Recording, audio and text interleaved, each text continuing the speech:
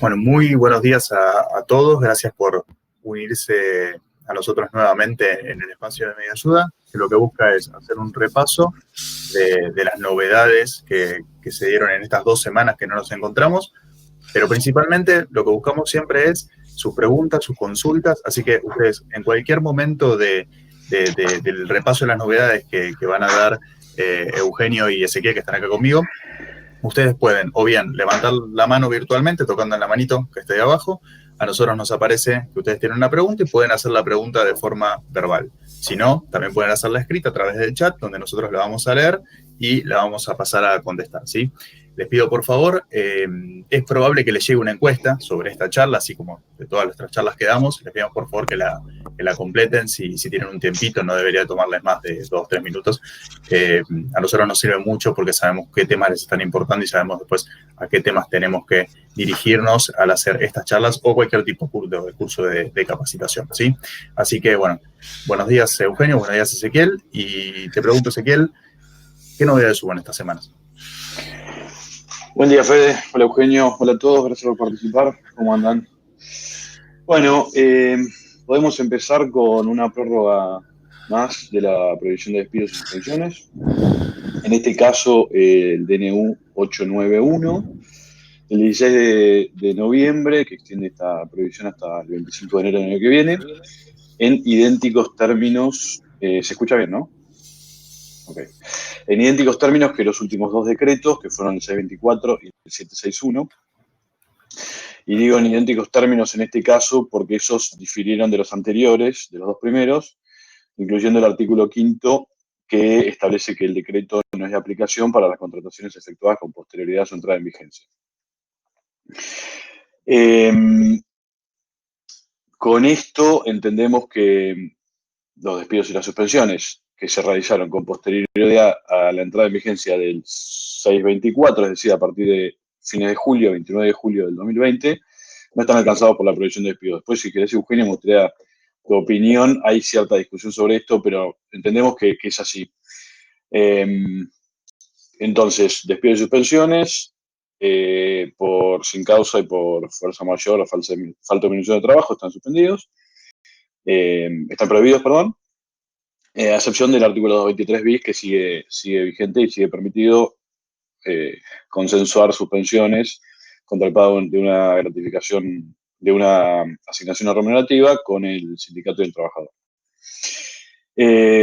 Sobre este punto podemos comentar también que ha habido ya numerosos artículos doctrinarios sobre la inconstitucionalidad de la prohibición de los despidos, pero la realidad es que hasta ahora ha quedado ahí. No ha habido ningún pronunciamiento judicial que determine la inconstitucionalidad, con lo cual todavía mucho no se puede hacer contra esto. Al igual que las veces anteriores también, bueno, no es de aplicación para los empleados del ámbito público nacional.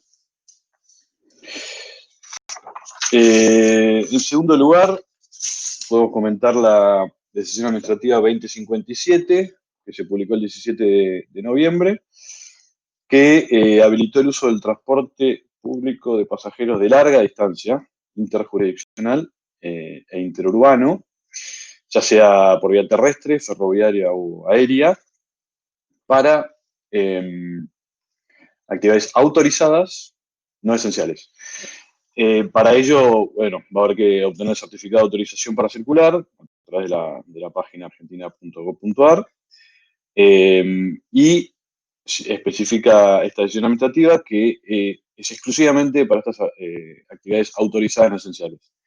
E incluso fomenta el uso de otros transportes en caso de ser posible para evitar el uso de estos transportes públicos de larga distancia.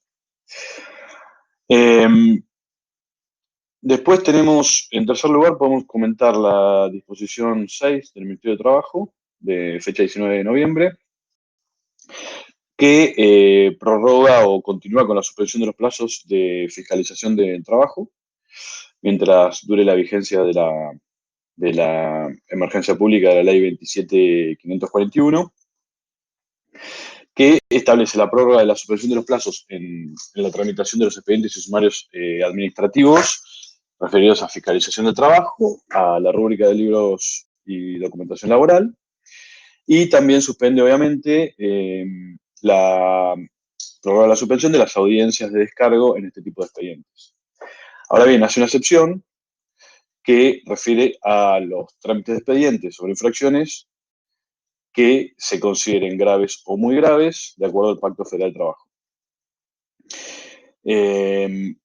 Si quieren, recapitulamos rápidamente cuáles son este tipo de infracciones. Las graves del artículo 3 están referidas a la falta de registro de algunos datos esenciales del contrato de trabajo, los registros del empleador, la falta de entrega de certificado de servicios una vez finalizada la relación, las violaciones relativas al pago de salario y la entrega de recibos de sueldo, las violaciones a las normas relativas a la jornada, descansos, licencias, etcétera, las violaciones a las modalidades de contratación que corresponden y a las normas de seguridad. Y las muy graves del artículo 4 son las decisiones del empleador que pueden implicar cualquier tipo de discriminación al trabajador, actos u omisiones del trabajador que impliquen violación a la intimidad o la dignidad del trabajador,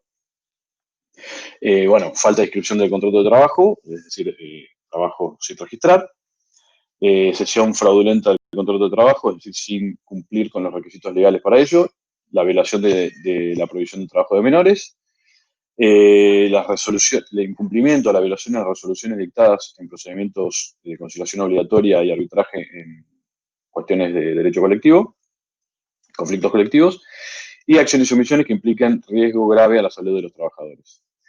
Entonces, recapitulando, la fiscalización de infracciones laborales, sigue vigente la fiscalización en sí misma, es decir, siguen haciendo inspecciones en empresas, se elaboran las actas, pero los trámites de los expedientes están suspendidos.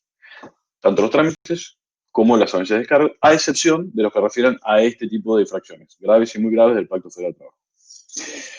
Y relacionado con esto, recordemos que están suspendidos los efectos del REPSAL hasta el 31 de marzo del año que viene. El REPSAL es el registro de empleadores con sanciones laborales, que estar incluido en este registro implica no poder acceder a beneficios, créditos subsidiados y otro tipo de planes que pueda establecer el Estado Nacional por haber incumplido normas laborales.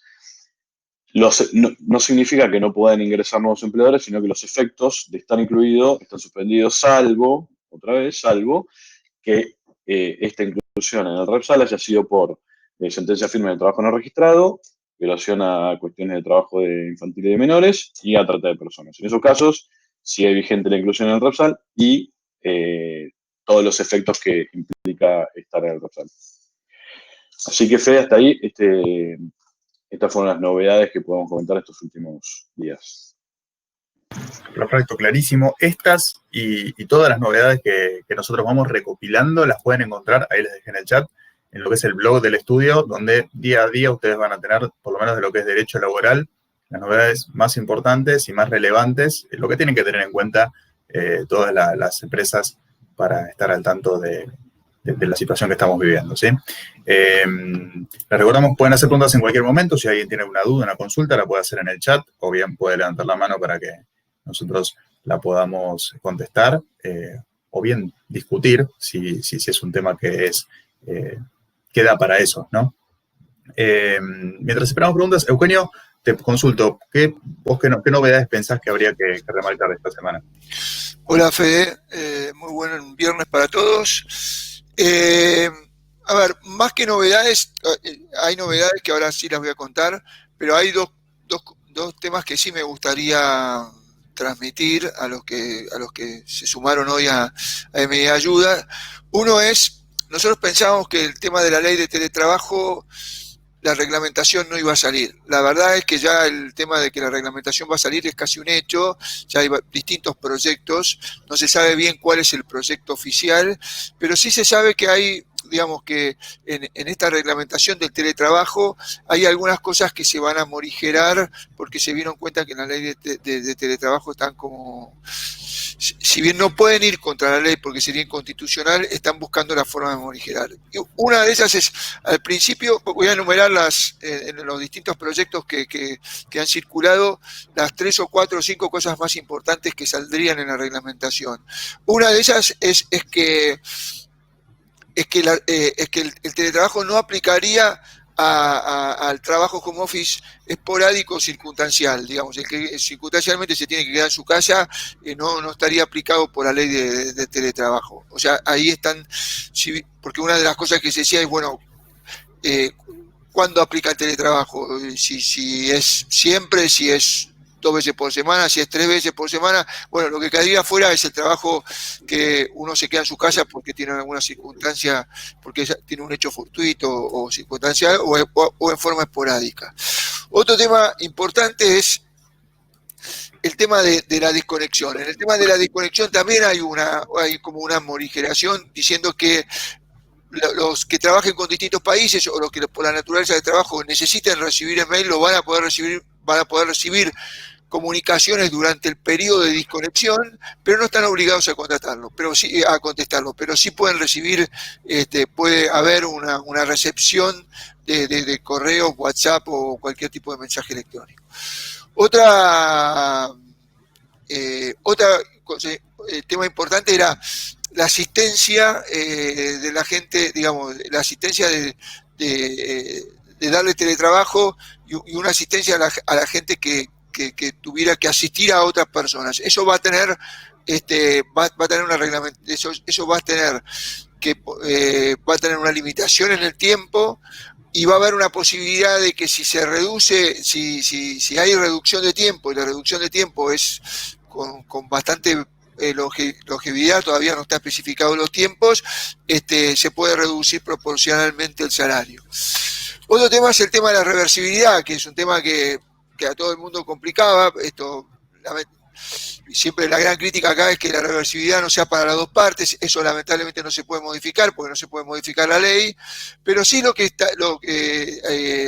hay dos temas. Es que, bueno, la reversibilidad no puede ser aplicada por abuso de derechos. Si no hay un fundamento, no hay un motivo que justifique la reversibilidad del trabajador, la reversibilidad no sería aceptable.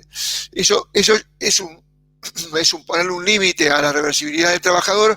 Y otro tema es, si yo inicio mi contrato de trabajo con la modalidad de teletrabajo, no puedo después hacerlo reversible, porque las condiciones de contratación fueron la reversibilidad. Y otro tema importante de que en el teletrabajo es que, si bien no establece cuáles serán las herramientas de trabajo y tampoco establece las compensaciones, sí dice que las compensaciones,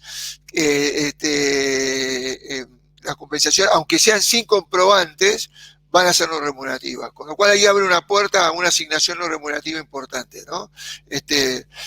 Eso creo que eso va a traer sí bastante alivio a los trabajadores. Después ya habla de abrir un listado de enfermedades para enfermedades que sean propias del teletrabajo, como nosotros tuvimos una charla de teletrabajo hace muy poco y hablábamos del burnout digital, del estrés y de algunas dolencias que son propias del trabajo virtual. Y por último, estas sí se las dan al sindicato. El sindicato va a tener accesos a información que no sea confidencial para poder hacer su trabajo sindical. Esto es lo que se viene diciendo, digamos, o sea, la reglamentación ya es un hecho. Nosotros creíamos, en lo personal, yo creía que lo que buscaba la ley era que esto se reglamentara por cada convenio colectivo, y eso sigue porque la reglamentación todavía no es lo puntual que necesita ser una reglamentación. O sea, se va a tener que terminar de reglamentar en los convenios colectivos de trabajo, pero establece estas morigeraciones o estas cosas que fueron insistiendo mucho las empresas, las distintas empresas, las distintas cámaras empresariales. Segundo tema es Hoy recién habló Ezequiel del tema de la provisión de despidos, está el tema de la doble indemnización, ya es un hecho, están trabajando en la prórroga de la doble indemnización, se va a prorrogar hasta julio, el DNU va a salir en cualquier momento, hasta julio la doble indemnización sería prorrogada y ya sabemos que están trabajando en eso. Eso es en cuanto a rumores, eso es en cuanto a lo que está ocurriendo en el Ministerio de Trabajo. En cuanto a novedades en duro, digamos, en el día de ayer, el boletín oficial sacó la resolución 1540, que establece que las empresas que iniciaron actividades después de diciembre del 2019 y quieren postularse para el repro segundo, que daría una suma de 9.000 pesos por mes, no tendrían obligación de presentar recaudos que sí tienen que presentar las otras empresas, como balance de ejercicio 2019, una variación interanual de la facturación negativa, y consignar distinta información para el cálculo de algunos indicadores. Asimismo, digamos, salió el 24 de noviembre salió la resolución general 4859 de la AFIP, que prorroga la inscripción para la ATP y para el repro hasta el 26 de noviembre del 2020. El ATP, como sabemos, tiene el 20 de diciembre del 20 de noviembre, pasado, en la decisión administrativa 2086 sacó los recaudos de la ATP. La ATP, como venimos diciendo, está muy restringido.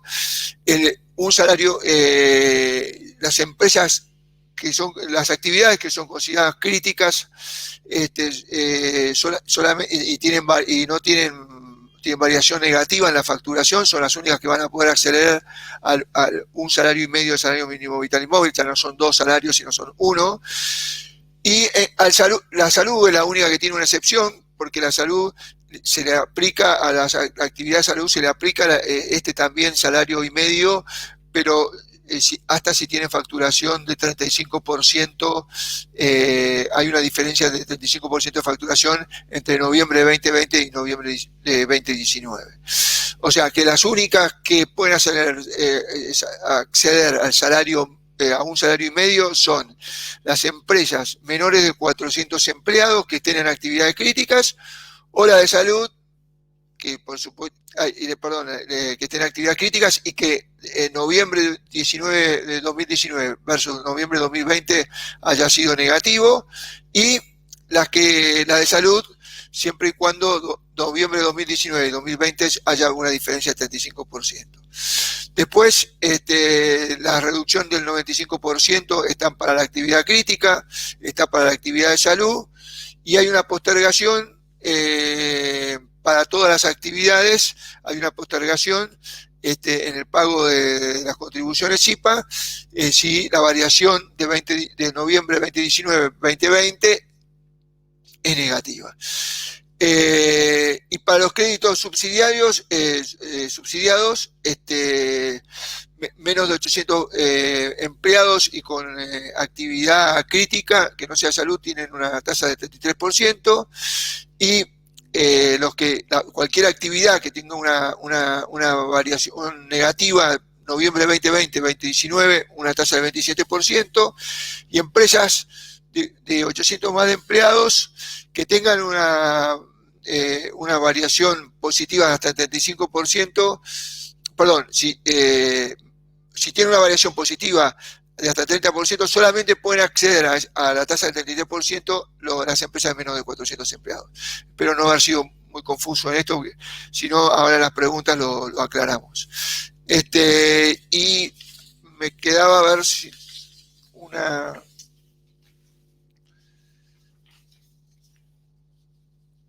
Bueno, lo último es que la resolución, hay una resolución 641/20 del 24 de noviembre del 2020, que saca un programa global de crédito para la reactivación del sector productivo.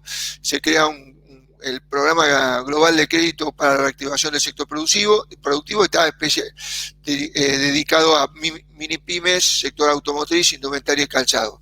Si quieren después sobre esto ampliamos porque es algo muy específico, esto podemos ampliar. Bueno, estas son lo que está ocurriendo en el Ministerio de Trabajo en cuanto a reglamentación, en cuanto a lo que está por salir y las noticias más en duro de lo que pasó esta semana. De teletrabajo, el miércoles pasado dimos un curso de teletrabajo tomado desde una óptica distinta, ya no analizando la ley pura y exclusivamente, sino también que se dio un análisis incluso psicológico de cómo las personas toman esto. Yo les voy a dejar en el chat el link a nuestro canal de YouTube. No sé si todavía está cargado porque fue el miércoles, pero seguramente la semana que viene ya esté cargada. Les sugiero que la vean porque es muy enriquecedora y toma el tema desde otro punto de vista. Y ahora le pido a Ezequiel, por favor, que lea porque se me desconectó y se me borró el chat. Así que no tengo las preguntas que hicieron. Sí, Fede, yo leo. Bueno, Silvia pregunta, entonces ya las empresas no deberán hacer cargo del transporte de sus empleados. Bueno, entiendo que se refiere a lo que comenté yo. Silvia, recordad que esto es transporte de larga distancia. En caso de larga distancia, si tienen la autorización que pueden sacar a través de la página de Gobierno Nacional, no necesitan que el empleador le pague el transporte. Pero recordemos que es larga distancia, no es el transporte público de pasajeros urbano. Después, Karina Rosner pregunta, ¿cómo se analizan las licencias por DNU de 207/20? ¿Esas personas podrán ingresar en reserva de puesto? Eugenio. Mira, son dos cosas diferentes, digamos, o sea, Karina hizo la pregunta, ¿no, Ezequiel? Sí. Son dos cosas diferentes, Karina. La resolución 207/20 lo que hace es dispensa de concurrir al lugar de trabajo. No es una licencia, es una dispensa de concurrir al lugar de trabajo para los mayores de 30 años, para los que tengan enfermedades de riesgo listados ahí, en esa resolución, y después se amplió al tema de la obesidad a grado crítico, y para las embarazadas, y también hay una dispensa para quienes tengan cuidado de hijos menores, que ahí hay toda una discusión si es hijos menores en edad escolar o son hijos menores. Hoy la jurisprudencia se está inclinando porque son hijos menores. Entonces, digamos, el que está dispensa, entonces, esta es una dispensa de concurrir al lugar de trabajo. Ahora, si él puede hacer trabajo virtual, tiene que hacer trabajo virtual y tiene que hacer trabajo remoto. No quiere decir que tenga una licencia. Tiene que hacer trabajo remoto. Si no tiene trabajo remoto y no tiene trabajo virtual, entonces ahí está dispensado de concurrir al trabajo y hay que pagar el salario íntegro. Ahora, el que está dispensado no tiene una licencia por enfermedad. La licencia por enfermedad es una licencia por enfermedad inculpable. Cuando yo, no sé, tengo algún problema traumatológico, algún problema que me impide trabajar, entonces me otorgan la licencia por enfermedad y ahí corren los plazos de 3, 6 meses o 12 meses de licencia paga según tenga menos de 5 años o más de 5 años de antigüedad y tenga o no tenga carga de familia, y cuando vence ese plazo pasa a la reserva de puestos. Pero son dos cosas diferentes. Una cosa es la licencia por enfermedad, que es cuando está enfermado, y otra es los dispensados.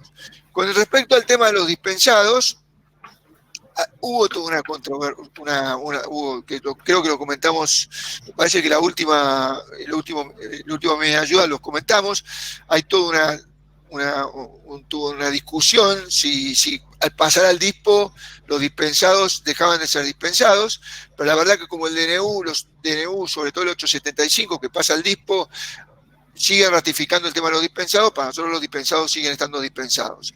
Se comenta que ahora el 29 de noviembre, cuando haya que renovar el decreto que está en vigencia, como también a partir del 1 de diciembre se abren, todos se pueden ir de vacaciones, entonces sería medio antagónico que se puedan ir de vacaciones y que los dispensados no puedan concurrir a trabajar. Hay alguna posibilidad que las dispensas caigan a partir del 1 de diciembre, pero todavía no se sabe y no es ciencia cierta. Pero esa es la diferencia. Una cosa es los dispensados y otra cosa es los enfermos. No sé si se quedó claro esto, Karina. Le voy a habilitar el micrófono a Karina porque ahí cuando estabas explicando, Eugenio levantó la mano virtualmente. Así que, perfecto. Karina, ahí vas a poder habilitar tu micrófono para poder hablar directamente.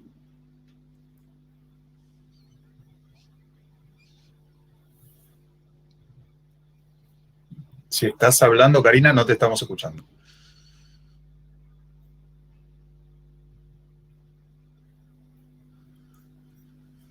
No, ahí el micrófono está habilitado, pero no le estamos escuchando. Karina, si querés repreguntar, lo podemos hacer a través del chat, si te parece, y mientras tanto continuamos con la siguiente pregunta. Ezequiel, ya podés pasar a la otra. Bueno, Dolores pregunta, la consulta de la prohibición de despidos de la doble. ¿Qué pasa con los contratos a plazo fijo que se quieren despedir antes de su finalización? Por el artículo 95, para ambos casos, los puestos de trabajo al que ingressaron antes del 29 de julio y posteriormente. ¿Cómo está, Dolores? Ya. El plazo fijo, si se cumple con preaviso, no hay ningún problema, más allá de la previsión y la doble, digamos, no hay ningún inconveniente. Ahora, en caso de que se quiera terminar antes del vencimiento del plazo fijo, considero que sí se aplica la doble porque se trataría de un despido sin causa. Con lo cual, tendría que pagarse el 245 duplicado y lo que se considera sanción por daños y perjuicios que derivan del contrato, que en general se estima en el plazo que resta para finalizar el contrato. No sé qué opinás, Eugenio, pero creo que también entraría, considero que también entraría en la doble, digamos. Por tanto, es un despido sin causa, ¿no? Totalmente de acuerdo contigo, digamos. Un despido, digamos, si se cumple el contrato a plazo fijo, está todo bien. Ahora, si lo despiden antes del contrato a plazo fijo, es un despido, está prohibido, por ahora está prohibido, y digamos, en el caso de querer tarifarse, decir, bueno, quiero una tarifa para hacer un mutuo acuerdo con él, con un empleado que voy a desvincular antes del vencimiento del contrato a plazo fijo, estoy de acuerdo contigo que para mí rige la doble, y además la indemnización del artículo 95, que como bien dijiste, en general se establece con los meses que faltan para cubrir el contrato a plazo fijo. Estoy totalmente de acuerdo. Exacto. Bueno, después, perdón, que sigo el chat. Mariel Martínez pregunta, ¿cuándo entra en vigencia la ley de teletrabajo? Decían que 90 días después de que se levantara el ASPO. Eso sería en febrero, si no habilitan el transporte público. ¿Es eso causa suficiente para no considerarlo teletrabajo, ya que el empleado no puede movilizarse a su lugar de trabajo? Bueno, en cuanto a cuándo habilitan el teletrabajo, es algo que hablamos el miércoles pasado en nuestra charla de teletrabajo, porque el teletrabajo empieza a regir a los 90 días desde que finalizó el ASPO. Ahora, el problema es, o la interpretación, ¿desde que finalizó el ASPO en todo el país o desde que finalizó el ASPO en la región que corresponde, digamos? O sea, por ejemplo, en AMBA y en Capital finalizó el ASPO el 7 de noviembre. ¿Empezó a correr el 7 de noviembre o empieza a correr en cuando finalice todo el país? Esto creo que va a ser objeto de reglamentación. Esto también se está esperando que se reglamente, porque hay una gran incertidumbre. Nadie sabe cuándo, si es desde que el ASPO finaliza en todo el país o en las regiones determinadas. Lo que ayer hablaban, trajimos dos especialistas de teletrabajo que vienen siguiendo este tema muy en forma, uno en la OIT, otro acá en el Gobierno Nacional. Lo que nos decían es que ellos interpretaban que era desde cuando finalizaba todo el periodo de ASPO en todo el país, porque era lo lógico, que tuviera una vigencia uniforme para todo el país y no por regiones. Sería como medio insólito. Eso con respecto a tu primera pregunta, a tu primera parte de la pregunta. Con respecto a la segunda parte de la pregunta, por ahora, todos los que hacemos teletrabajo, porque no podemos ir al lugar, porque no tenemos transporte público, porque nos cuidamos y porque todavía estamos en la pandemia. Bueno, la ley de teletrabajo aplica, pero digamos, va a aplicar cuando rija, pero en forma más... porque justamente, ¿por qué se quiere que la ley de teletrabajo rija después del ASPO? Para que el contrato de teletrabajo sea un contrato voluntario hecho entre empleado y empleador, y no con motivo de la pandemia, o sea, sino porque se eligió esa modalidad de contrato de trabajo. O sea que mientras esté la pandemia y mientras esté esta prohibición, el teletrabajo no está regido por la ley de teletrabajo, ni tenemos que cumplir con todas las obligaciones del teletrabajo, mientras estemos obligados a trabajar así por casos fortuitos, como si es, por ejemplo, no usar el transporte público.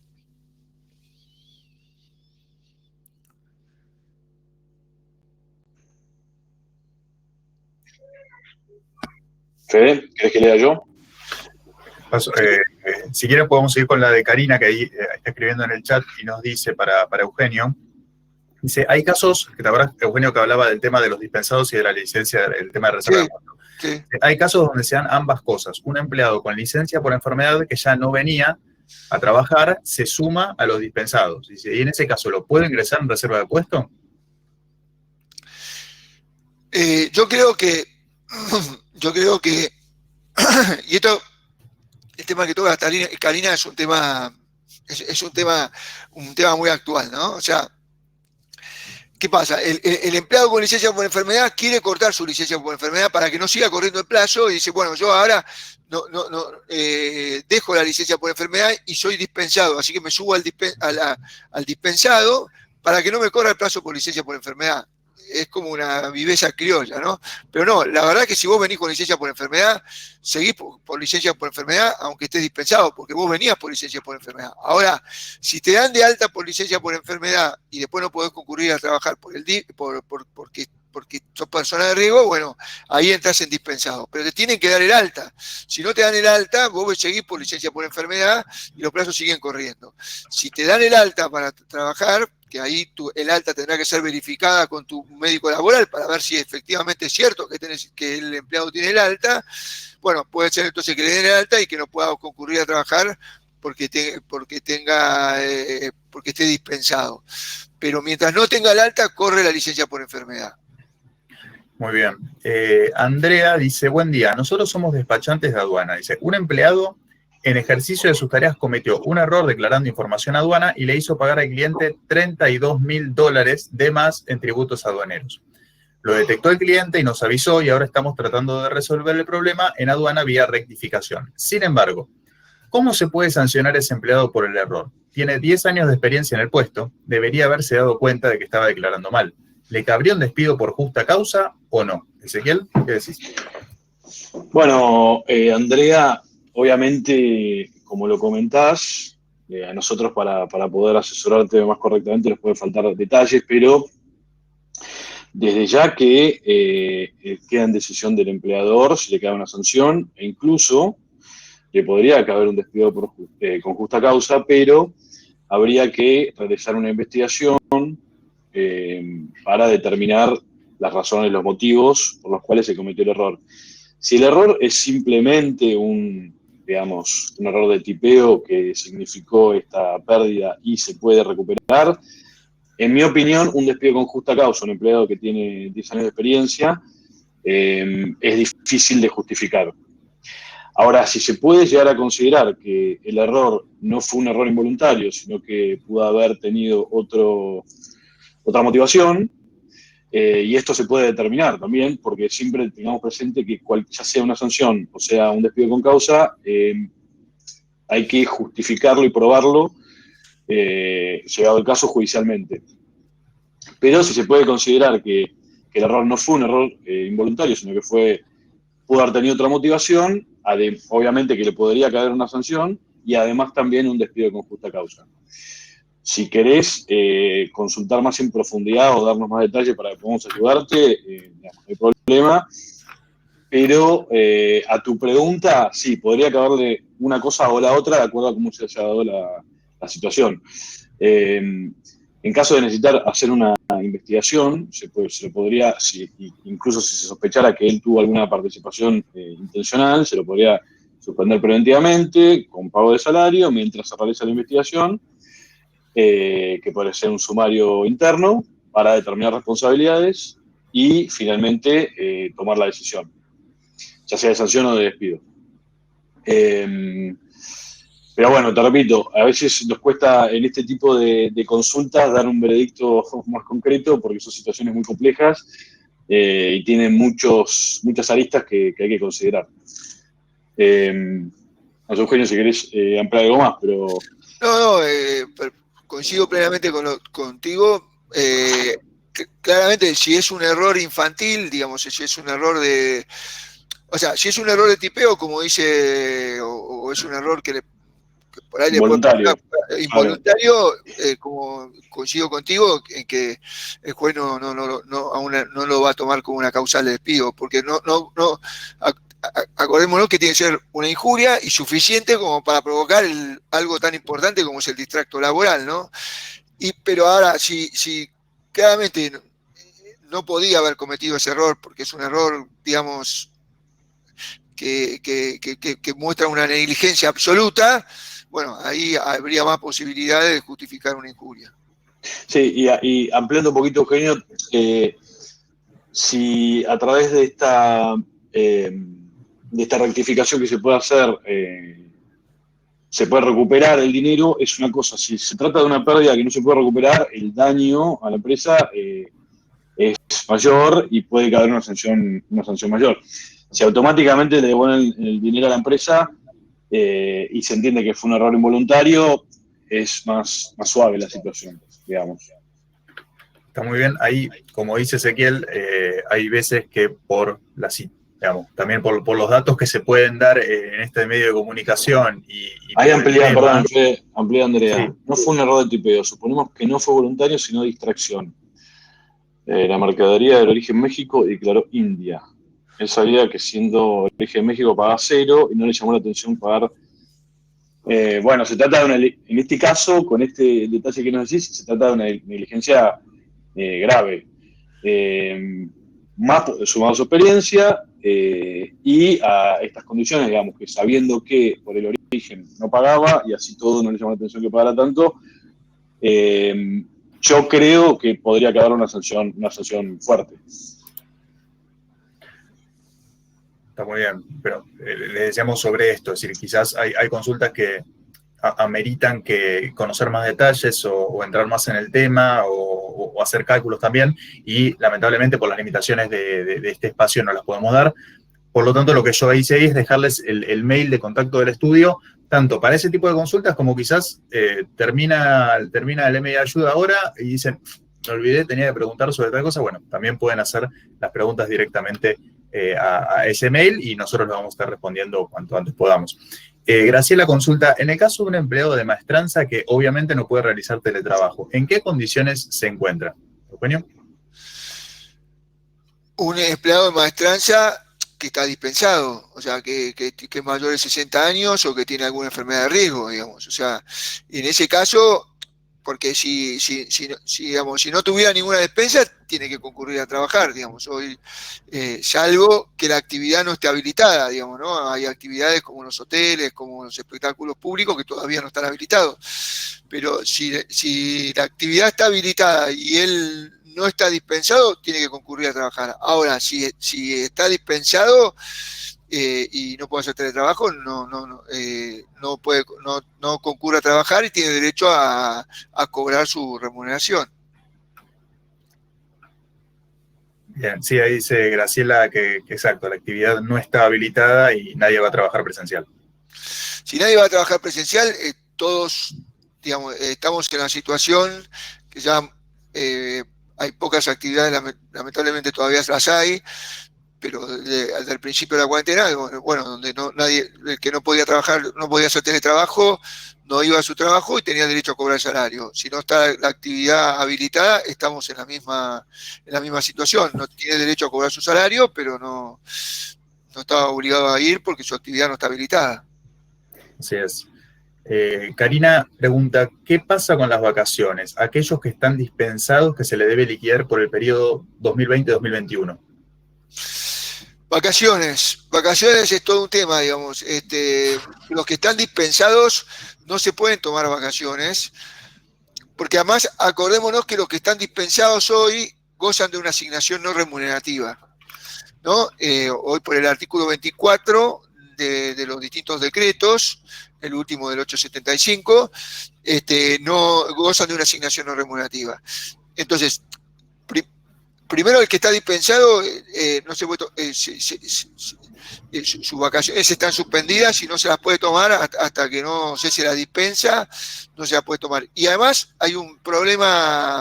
tenemos un problema práctico, que es yo no puedo, las vacaciones, si yo le vengo pagando una asignación no remunerativa porque está dispensado, después no le puedo pagar un salario y después volver a la asignación no remunerativa porque la FIP me lo observa y además no me lo deja cargar en el aplicativo.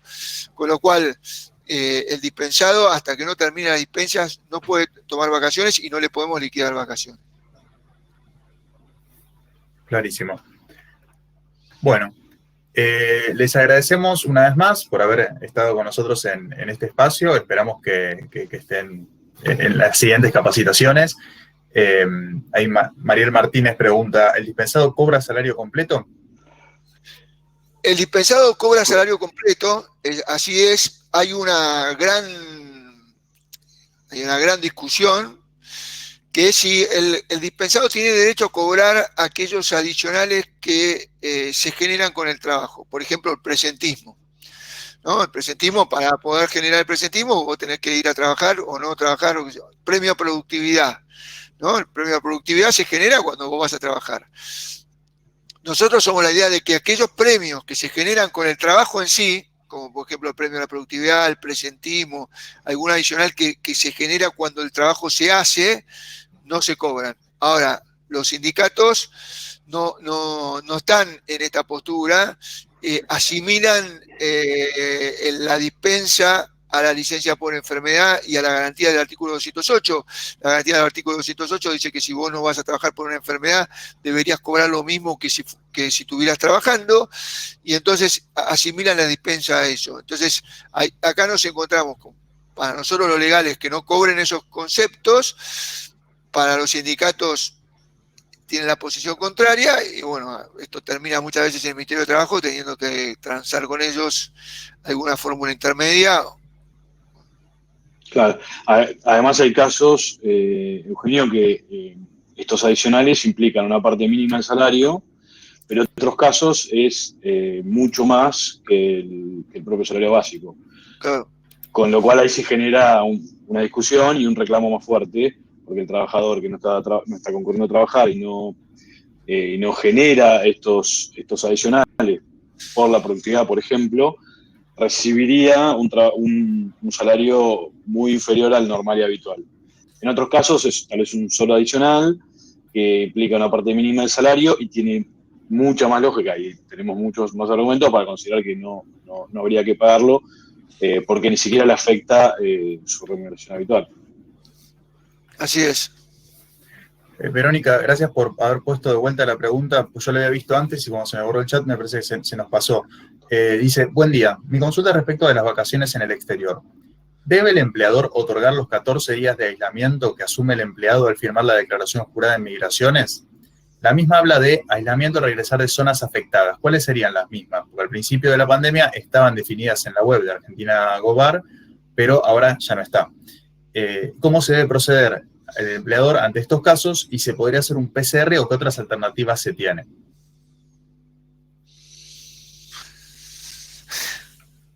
Tiene varias preguntas. La primera pregunta, porque yo creo que Ezequiel me parece que nos las hicieron, digamos, la primera pregunta del tema de qué pasa con los 14 días de que, digamos, nosotros queremos que, y hemos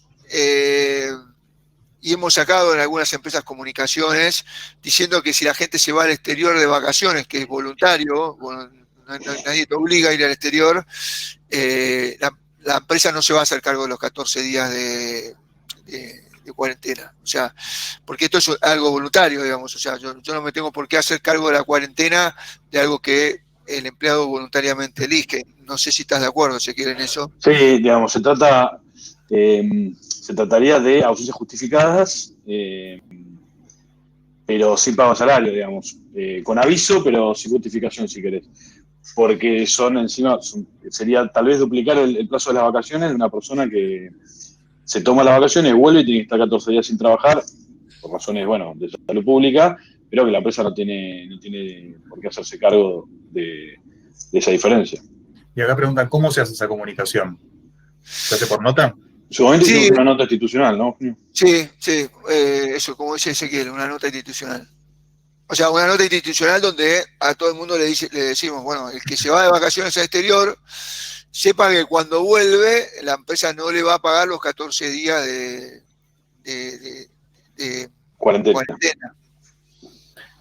Con respecto a aquella pregunta, el tema de las zonas afectadas, yo entiendo que en un primer momento sí estaba en argentina.gov.ar porque había como focos muy determinados de la enfermedad, quizás acá en Sudamérica era Brasil, estaba muy determinado, Italia estaba muy determinado, eran lugares muy comprometidos. Hoy en día el mundo es una zona afectada prácticamente, si bien hay lugares que tienen más contagios o menos contagios, pero creo que sacaron eso simplemente porque ya es global el virus, por lo tanto Sí. no hay lugares más comprometidos que otros. De hecho, si no me equivoco, la indicación precisa de los países fue incluso previo a la declaración de pandemia. Me parece que era Claro. Al comienzo, cuando eran focos, era una epidemia, y después, bueno, al ser pandemia mundial, yo entiendo, si considera de cualquier país extranjero, amerita cuarentena. Tal cual. Y con respecto al PCR, ¿pueden comentar algo? Ella dice si el empleado en todo caso se podría hacer un PCR para volver. Si sirve de algo esto. Sí, me parece que eso lo estudiamos, Fede, en algunas consultas, que la gente que viene con PCR, digamos, no tiene obligación de hacer cuarentena si el PCR viene negativo, digamos. Claro, hay algo que es un hecho que es, cuando turistas vienen a AMBA, que está permitido el turismo a AMBA, se les pide, además de que llenen la declaración jurada de migraciones, también el PCR negativo de creo que 48 horas antes de haber viajado.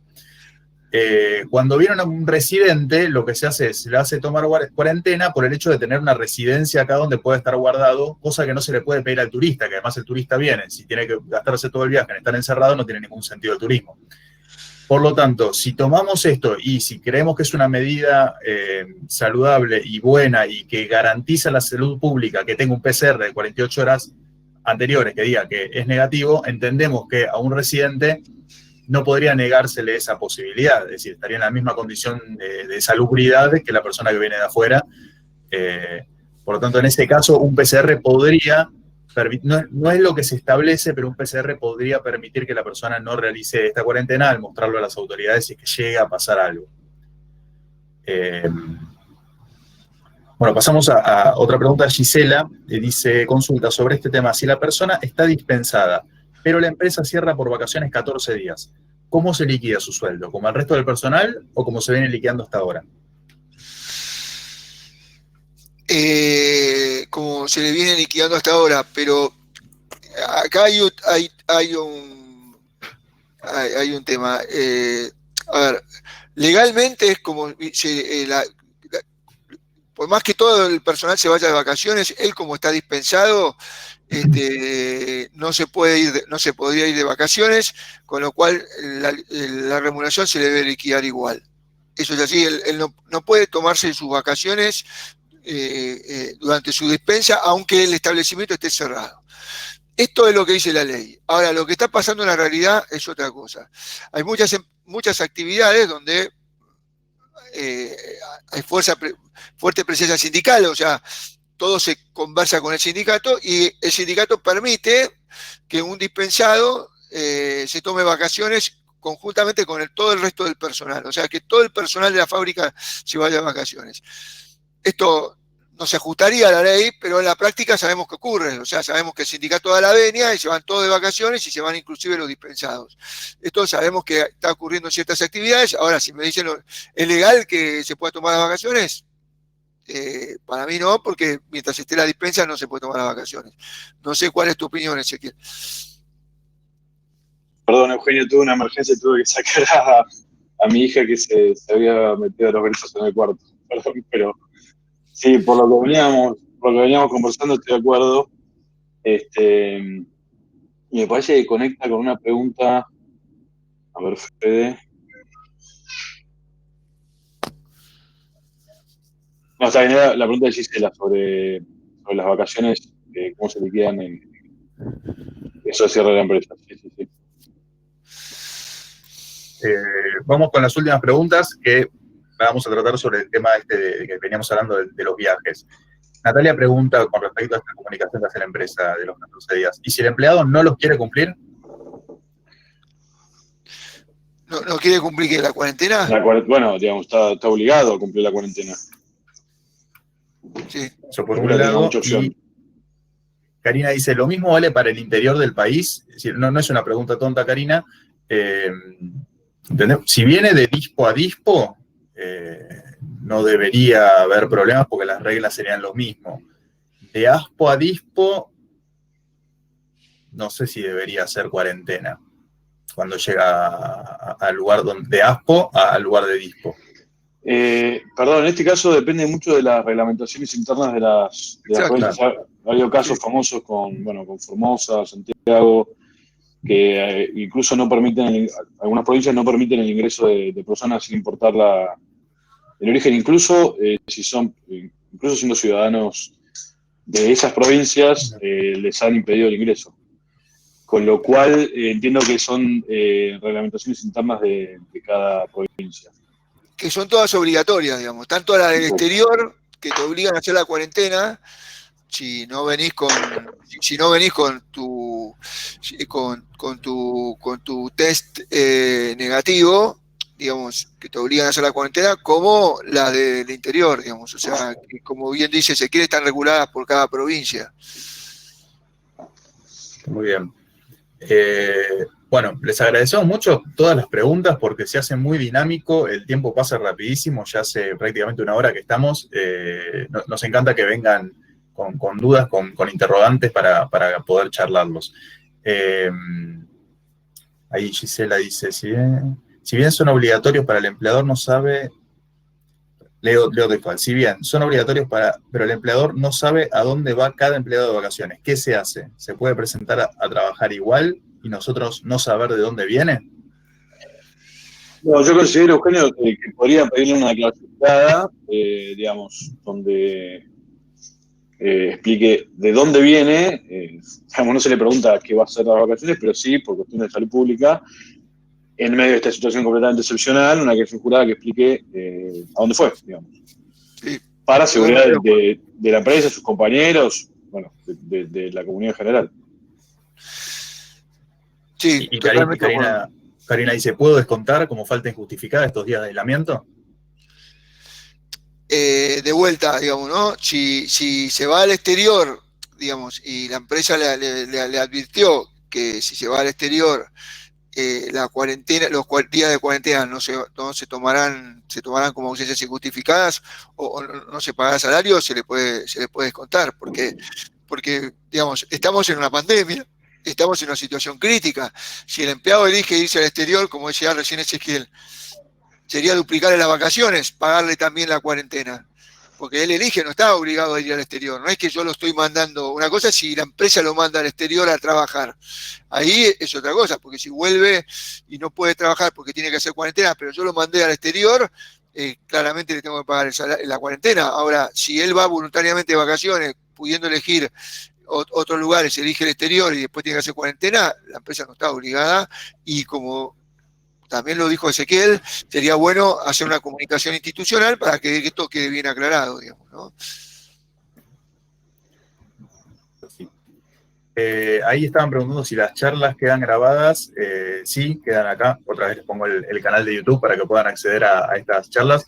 Quizás tarde un poquitito entre que se carga porque hay que editarlas y después subirlas, pero la semana que viene ya debería estar esto, así que si conocen de alguien que es algún tema que se tocó que le puede llegar a interesar a alguien que conocen, díganle que se metan en el canal para poder ver la charla y de paso que se suscriba.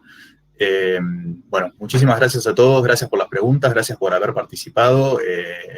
Es muy gratificante, la verdad, estar en este momento que nosotros lo que pretendemos es ayudarlos a resolver cuestiones interrogantes y está buenísimo ver que del otro lado participan de esto y se unen a nosotros para generar un lindo momento de viernes a la mañana.